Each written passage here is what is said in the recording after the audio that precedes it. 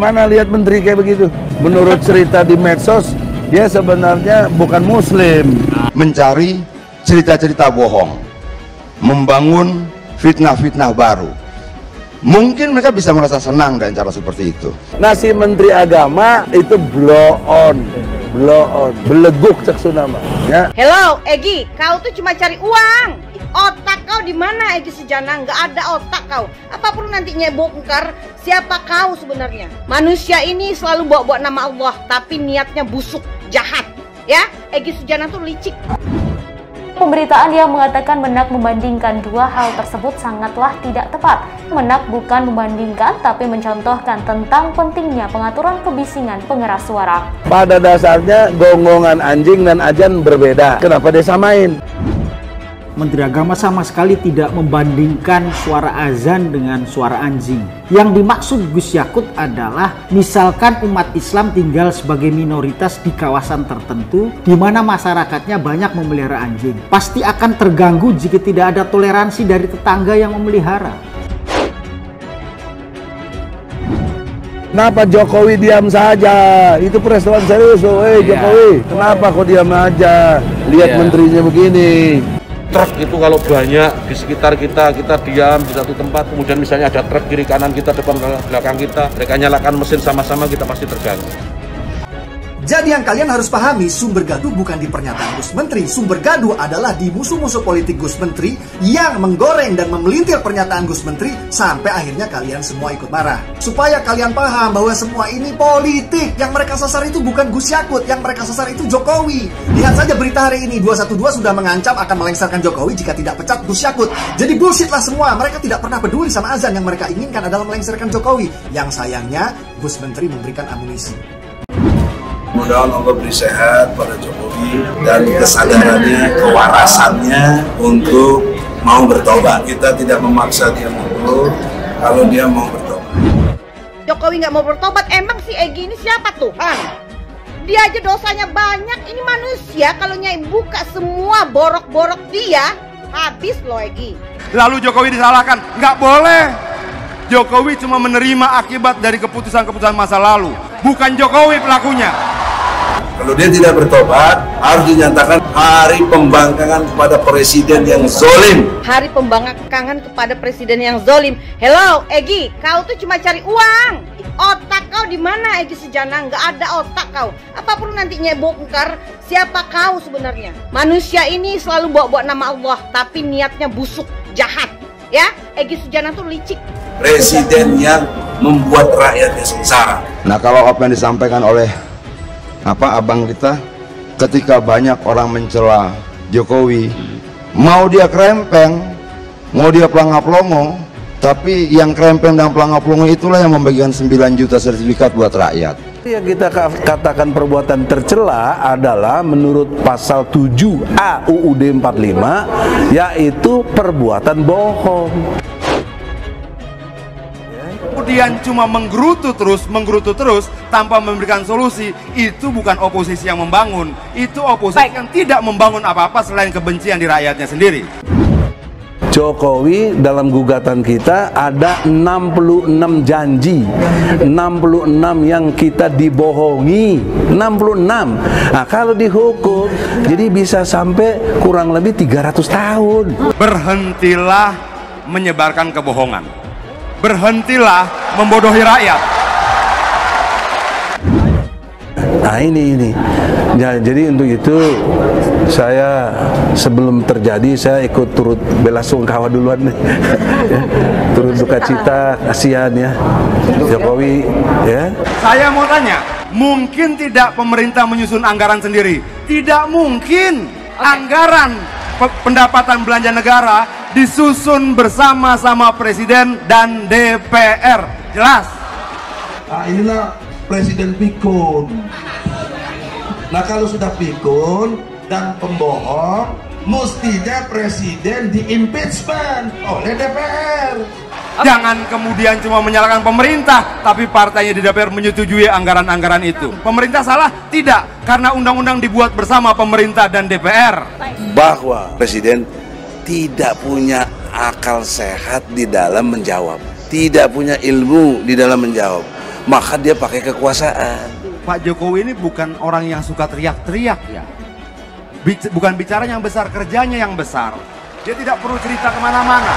Tiba-tiba ada lapangan pekerjaan. Dia tidak perlu cerita apa-apa, tiba-tiba ada jalan, pabrik, dan sebagainya. Dan kepikunan itu perbuatan tercela. Kalau presiden melakukan perbuatan tercela, mestinya di-impeachment. Yang krempeng, yang pelangap-pelongo itulah yang membangun 4.000 km jalan buat rakyat, yang membangun 1 juta rumah buat rakyat, yang betul-betul kemudian memperjuangkan satu harga BBM di Papua, di Jawa, dan di berbagai tempat yang lain.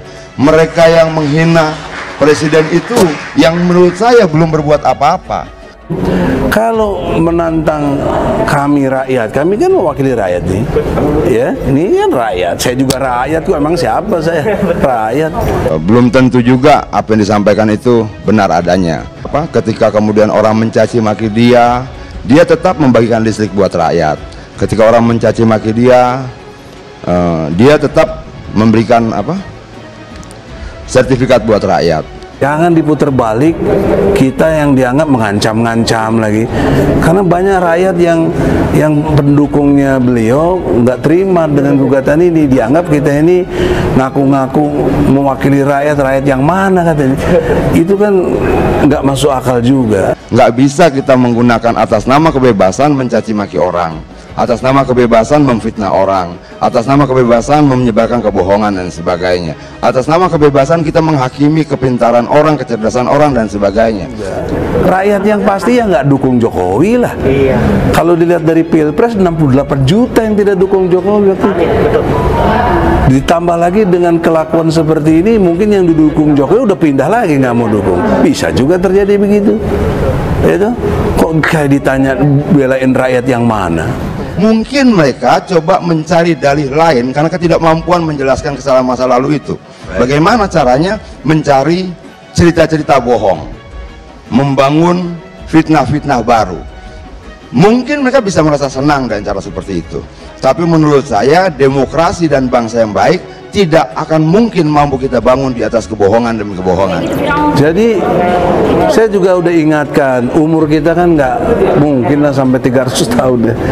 Bagaimanapun juga yang dilakukan oleh Jokowi itu prestasinya jelas, dan dia tidak punya lawan sampai hari ini untuk menandingi prestasi-prestasi dia. Nah, Jokowi tidak akan mendatangkan sekian banyak orang, tidak akan mendatangkan berjuta-juta orang, tapi menurut saya Jokowi lah yang akan mendatangi berjuta-juta orang. Dialah yang akan mendatangi berjuta-juta rumah. Dia akan menyentuh berjuta-juta orang, dan itu pola yang sejak lama dia lakukan dan belusukan toh. Jadi jangan kita berpikir bahwa kemudian kita gagap, panik, khawatir lalu membuat tandingan yang lebih besar, enggak. Tadi kita sudah diingatkan semuanya bahwa negara kesatuan Republik Indonesia ini perlu persatuan, perlu kesatuan, dan NKRI adalah harga mati.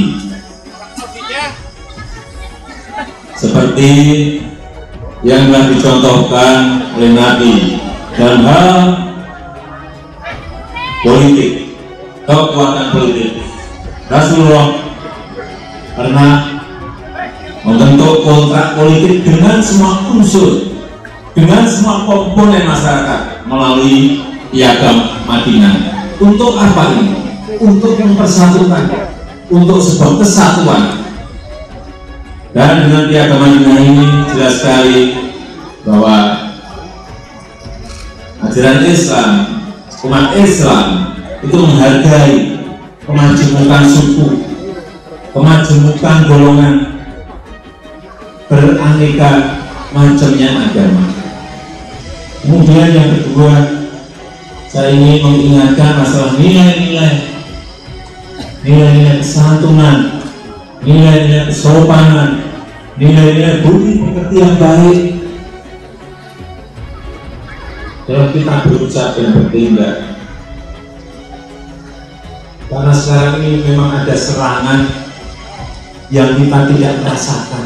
Apa itu? Sosial media. Semuanya bawa HP, bawa gadget. bawa handphone semuanya. Informasi dari manapun bisa diterima, tapi siapa yang bisa menyaring ini berita bohong atau berita benar, ini berita fitnah atau berita benar, ini berita menghasut atau bukan. Ini ya, saya ingin agar kita semua ingatkan pada kanan kiri kita, kalau dunia ini sekarang sangat terbuka sekali. Kalau informasi tidak disaring, tidak screening, nanti bisa banyak yang keliru dan akhirnya bisa memecah belah persatuan kita. Inilah yang harus kita jaga.